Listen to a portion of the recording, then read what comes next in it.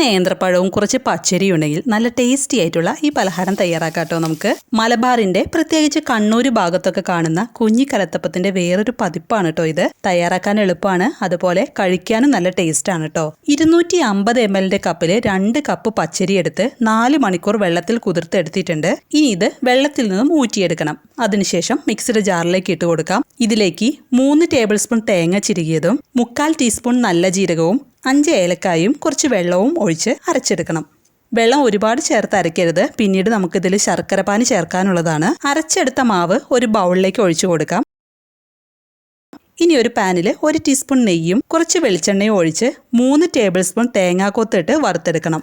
തേങ്ങാക്കൊത്ത് ഈ പാകമാകുമ്പോൾ 1/4 കപ്പ് ചെറിയുള്ളി അരിഞ്ഞത് പാനിലേക്ക് ഇട്ട് കൊടുക്കാം. അതിനുശേഷം ചെറിയുള്ളി മൊരിഞ്ഞ് ഗോൾഡൻ ബ്രൗൺ കളർ ആവുന്നതുവരെ മീഡിയം ഫ്ലെയിമിൽ വെച്ച് ഇളക്കി കൊടുക്കണം.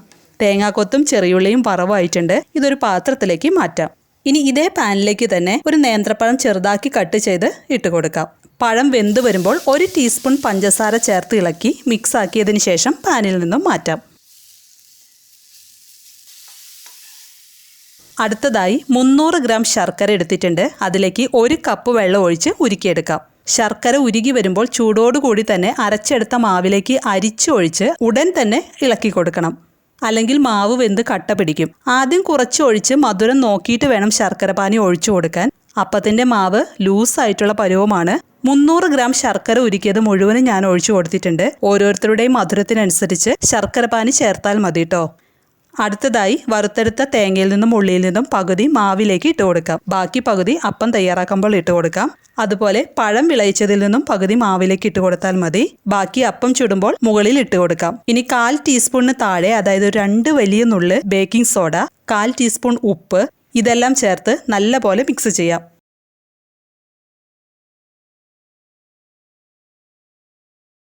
അതിനുശേഷം ഒരു ചട്ടി ചൂടാക്കി അതിലേക്ക് 1/2 ടീസ്പൂൺ നെയ്യും 1 ടീസ്പൂൺ വെളിച്ചെണ്ണയും ഒഴിച്ച് മാവ് കോരി ഒഴിക്കണം. ഞാനിവിടെ അപ്പച്ചട്ടിയിലാണ് കുഞ്ഞിക്കലത്തപ്പം തയ്യാറാക്കുന്നത്. മാവ് കോരി ഒഴിച്ചതിന് ശേഷം അതിന്റെ മുകളിൽ കുറച്ച് തേങ്ങയും ഉള്ളിയും വറുത്തത്, പഴം വിളയിച്ചത്, ഇതെല്ലാം ഇട്ട് സ്റ്റൗവിന്റെ ഫ്ലെയിം ലോ ആക്കി മൂടി വെച്ച് അപ്പം വേവിക്കണം. 2.5 മിനിറ്റ് എടുത്തിട്ടുണ്ട് അപ്പം വെന്ത് വരാൻ. ഞാനിതൊന്ന് മറിച്ചിട്ട് കൊടുക്കുന്നുണ്ട്. 1/2 മിനിറ്റിന് ശേഷം ഒന്നുകൂടി മറിച്ചിട്ട് ചട്ടിയിൽ നിന്നും മാറ്റാം. നമ്മുടെ സ്പെഷ്യൽ കുഞ്ഞിക്കലത്തപ്പം റെഡി ആയിട്ടുണ്ട്. അപ്പം കഴിക്കുമ്പോൾ പഴം വിളയിച്ചത് ഇടയ്ക്ക് കഴിക്കാൻ കിട്ടുമ്പോൾ നല്ല ടേസ്റ്റാണ് കേട്ടോ. ഇനി കുഞ്ഞിക്കലത്തപ്പം തയ്യാറാക്കുമ്പോൾ പഴം കൂടി ചേർത്ത് തയ്യാറാക്കി നോക്കൂ കേട്ടോ. നല്ല ടേസ്റ്റാണ്.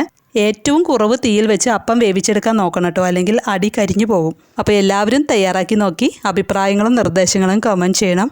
അതുപോലെ വീഡിയോ ഇഷ്ടമായാൽ ലൈക്ക് ബട്ടൺ പ്രസ് ചെയ്ത് ഷെയർ ചെയ്യാൻ മറക്കരുതേ. അപ്പോൾ പുതിയൊരു വീഡിയോയുമായിട്ട് നമുക്ക് വീണ്ടും കാണാം. താങ്ക്